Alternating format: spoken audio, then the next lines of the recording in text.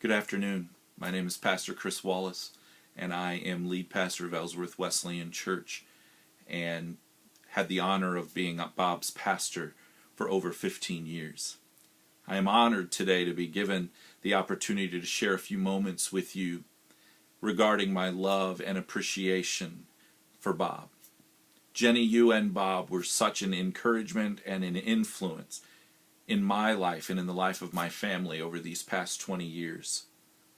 A piece of who I am today and the leader I am becoming is due to the influence and the friendship of the man that we celebrate today. Hebrews chapter 13 verse 7 reminds me, "Remember your leaders who spoke the word of God to you and imitate their faith."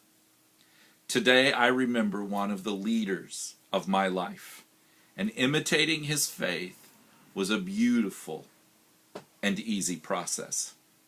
As a young, inexperienced 26-year-old pastor, Bob took an interest in my life. The year was 1996. I had just become the pastor of Ellsworth Wesleyan Church, and EWC was my first pastorate, and I think it showed a little bit. Bob, I now know, became interested in my life not to just fix me, but to encourage me to become a better man of God. I can tell you that was not an easy task for him. There were hiccups and flaws that Bob would embrace and endure to help me hone God's calling over my life. With a strong but gentle spirit, Bob would challenge me to think through my preaching and my preaching style. He would speak into my life as my friend, and he would encourage me as his pastor. In those days, I saw myself as a Timothy, and I viewed Bob as my spiritual Paul. Those regular luncheons were permeated with love and mercy, grace, teaching, accountability, and a deep respect. I cherish those moments today. Moments that have shaped a way of life for me. I knew a Bob moment was coming. As he would exit the sanctuary on Sunday morning, he would say to me, "Pastor, what does your week look like this week?" I quickly learned that was code for it's time to have lunch. Thursday noon, Flapjack Shack in Charlevoix. And in those moments, it wasn't a discussion of when, the only discussion was who was driving. And in the early days, it was never me.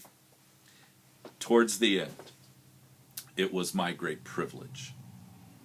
Bob's steady hand, his gentle spirit, his wise counsel gave me the courage not to let anyone look down on me because I was young, but to begin to learn to set a good example in speech and in life and in faith.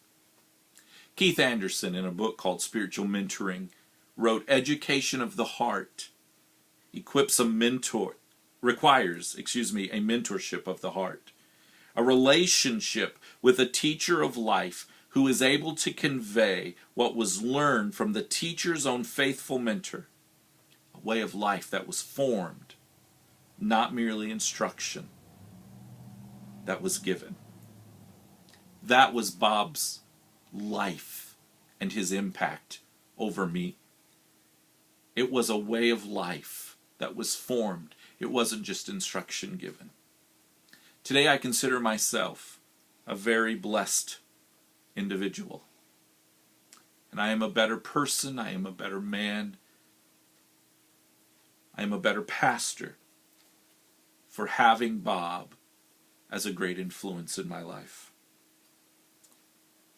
Over the last 20 years, I have often considered his way of life, and I have found his faith to be one of high caliber.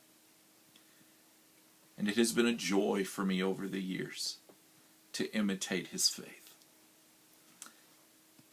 Jenny, to you, to Peter, to Paul, to Steve, to all of you, the family. Know that we here at EWC feel a hole that has now been left in one of the giants of the faith for us here. We have been truly blessed to have Bob as a part of our church, as a part of our lives, and we will truly miss him. Know that our thoughts and prayers are with you today. God bless. We love you.